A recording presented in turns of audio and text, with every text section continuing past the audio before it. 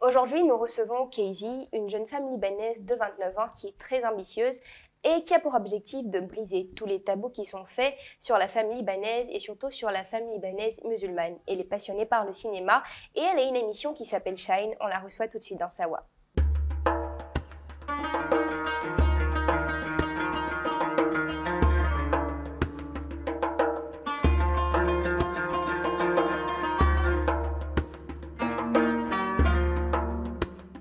Bonjour Casey. Bonjour. Bienvenue dans l'émission Sawa, c'est un grand plaisir de te recevoir. Le plaisir est partagé. Et comme je disais à l'entame, tu es productrice et réalisatrice de ta propre émission qui s'appelle Shine et dont on va parler dans la suite de l'émission. Et moi j'aimerais savoir d'emblée d'où est-ce que te vient cet amour-là pour le cinéma que tu as? Faut dire que depuis petite, j'aimais beaucoup faire du théâtre avec mes amis et je me trouvais très à l'aise sur la scène. J'ai beaucoup aimé cet univers-là et franchement, je me retrouve là-dedans.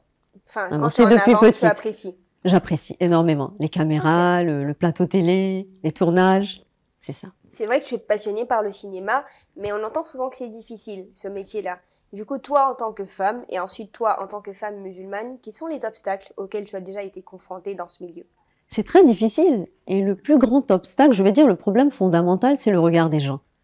C'est le regard des gens, vraiment. Et je trouve que pour réussir dans ce métier en tant qu'une femme, musulmane surtout, il faut avoir confiance en soi. Il faut vraiment être très courageuse. Et toi, tu l'es, parce que tu as fait beaucoup de travail sur toi pour en arriver là.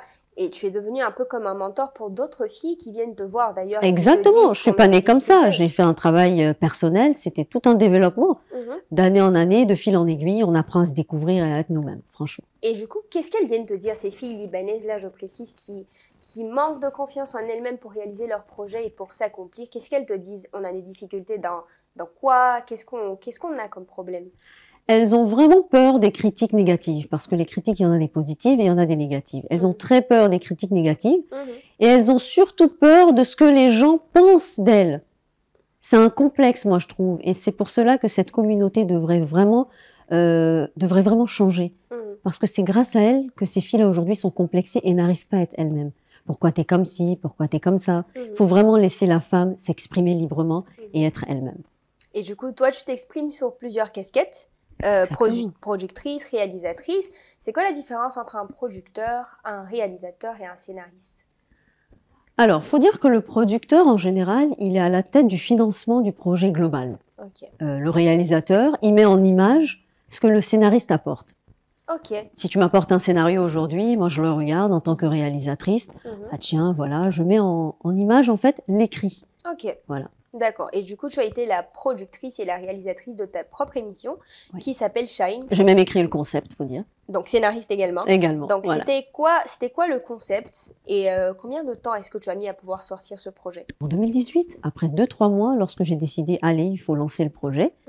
Et puis depuis 2018 jusqu'en 2021, j'ai continué à travailler sur le projet. C'était pas facile. Il fallait approcher les télévisions, il fallait approcher des gens pour participer à la réalisation du projet. Une seule main ne peut pas applaudir. C'est vrai. Voilà.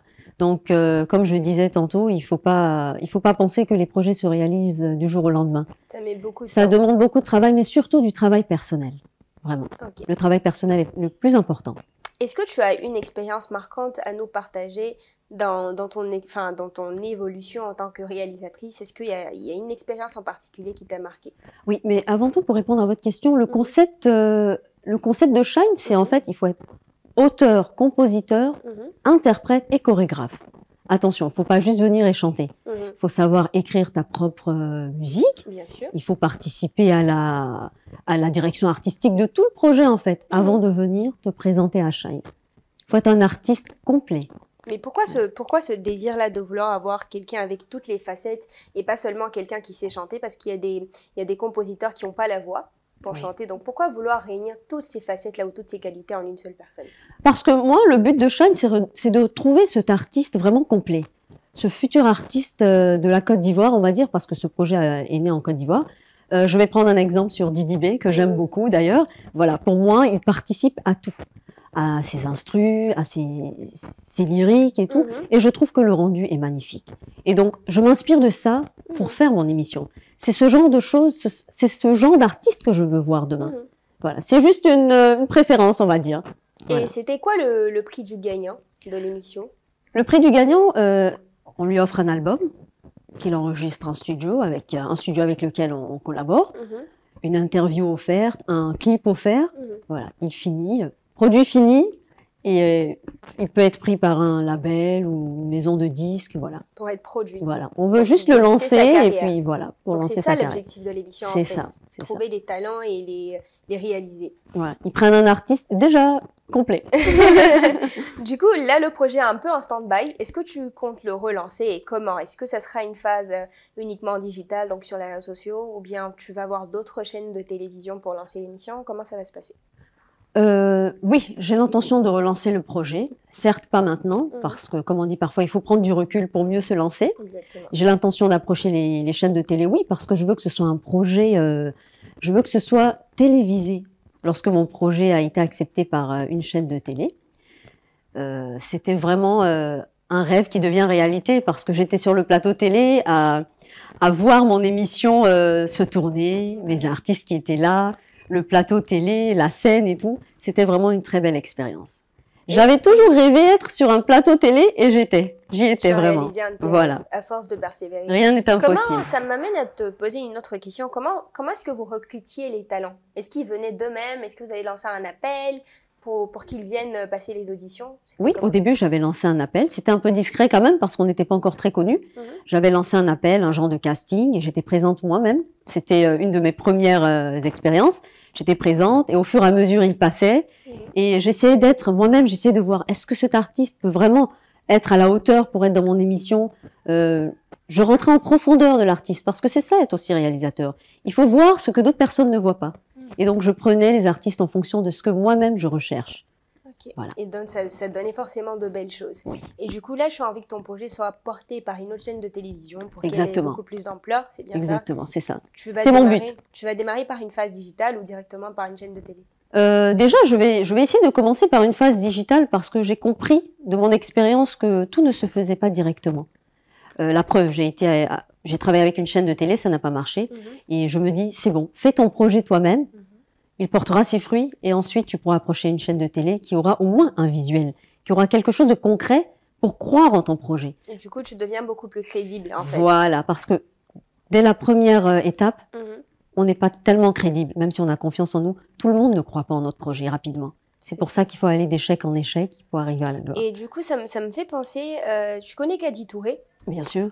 J'ai vu qu'elle parlait par exemple de la problématique de la poule et de l'œuf. Quand tu débutes en tant que réalisateur, tu n'es crédible que si tu as déjà fait des films. Exactement. Alors que pour faire des films, il faut que tu aies déjà eu du financement. Et donc, c'est un cercle qui ne se termine pas. Il faut que tu aies déjà fait quelque chose pour présenter, pour être financé. Et en même temps, pour pouvoir être financé, en fait, c'est assez compliqué dans le domaine du cinéma. Mais dans ce domaine-là, je veux dire que c'est la chance qui fait les choses, en fait.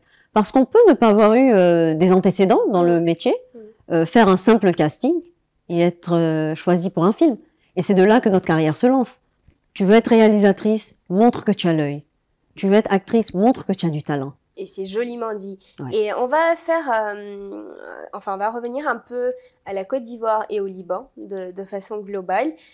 Pour toi, qu'est-ce qui est bien au Liban et en Côte d'Ivoire? Qu'est-ce que tu apprécies et qu'est-ce que tu n'apprécies pas forcément dans ces deux pays-là en termes de culture? D'accord. Ce que j'aime bien en Côte d'Ivoire et au Liban, je remarque qu'on a un point en commun, ce sont les liens familiaux.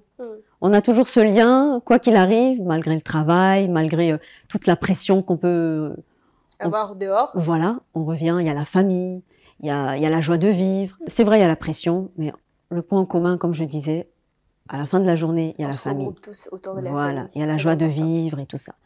Ce que je n'aime pas, c'est le manque de discipline.